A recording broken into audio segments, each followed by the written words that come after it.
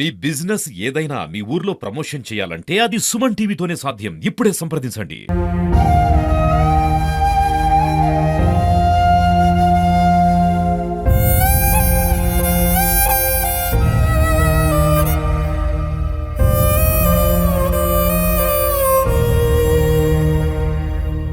నా పేరు శ్రీనివాస్ అండి.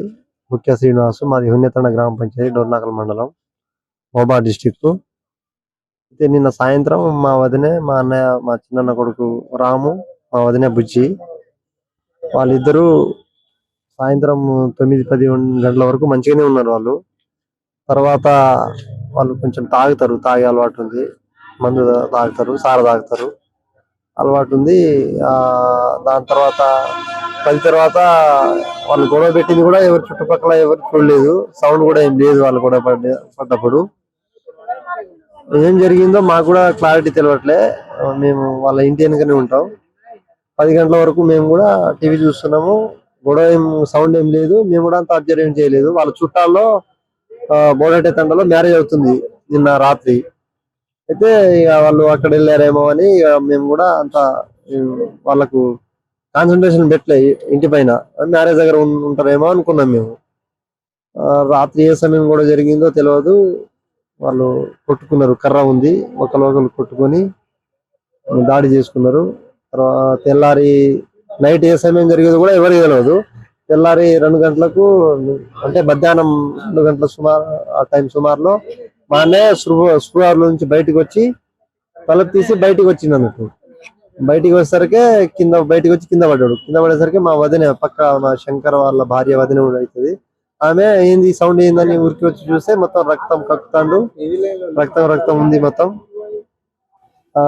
చూసరికి ఇక ఏడుచుకుంటా వాళ్ళు మొత్తుకున్నారు. అందరు జమ అయ్యారు. తండ్రులు అందరు దగ్గర వచ్చి ఇక హడావుడితో అందరు వచ్చేసి ఇక హడావుడిగా చూస్తే మా వదిన కూడా లోన చనిపోయి ఉన్నది. అప్పటికే ఆమె కూడా గొంతు కలిగి మరి చాకు ఉన్నది పక్కన. వాళ్ళ ఇద్దరు గొడవ పడ్డ తర్వాత లోన ఏం చేసుకున్నారో ఎవరికి మాకు కూడా తెలియట్లేదు జరిగిన విషయం ఇది. తర్వాత అంబులెన్స్ వచ్చి పోలీసు వాళ్ళకి ఇన్ఫర్మేషన్ ఇచ్చాము. అంబులెన్స్ ద్వారా మా వదిన ఆల్రెడీ అయిపోయింది. అంతా అయిపోయిన తర్వాత వాళ్ళు చూసుకున్నారు. పోలీసు వాళ్ళు వచ్చి ఆమెను ట్రీట్మెంట్ కొరకు మా అన్నయ్యను పంపారు ముందు అంబులెన్స్ లో. తర్వాత ఎంక్వైరీ చేసి పోస్ట్ మార్టం మార్చిలో ఈరోజు నైట్ మొబైల్లో వేసారు. అనుకోకుండా జరిగిన ఘటన ఇది. ఎలా జరిగిందనేది కూడా మాకు కూడా తెలియని విషయం ఇది. ఈ మధ్యాహ్నం సుమారు 1:30-2ంటికి ముఖ్య రాము అనే వ్యక్తి ఇంట్లో నుండి బయటికి వస్తుండగా పడిపోతుండు. ఇంతలో పక్క ఇంటి వాళ్ళు చూసి కేకలేగానే మేమందరం చేరుకునేసరికి భార్యలోన మృతి చెంది ఉన్నారు. భర్త మ్యాక్సిమం మొత్తం దెబ్బలతో తగిలి బ్లేడ్తో ఉండేసరికి తీసుకొచ్చి నీడకు పడుకోబెట్టడం జరిగింది. తరువాత కాలంలో మేము అంబులెన్స్కి ఫోన్ చేసి పిలిపించి స్థానిక పోలీస్ స్టేషన్ సమాచారం ఇచ్చి అతనికి హాస్పిటల్ తరలించాము. మాకు ఇప్పుడు ఘటన ఈ గొడవను చనిపోవడం రీజన్ ఇప్పుడు దానికి సమాచారం అనేది మాకు కూడా అంతుపట్టని విషయం.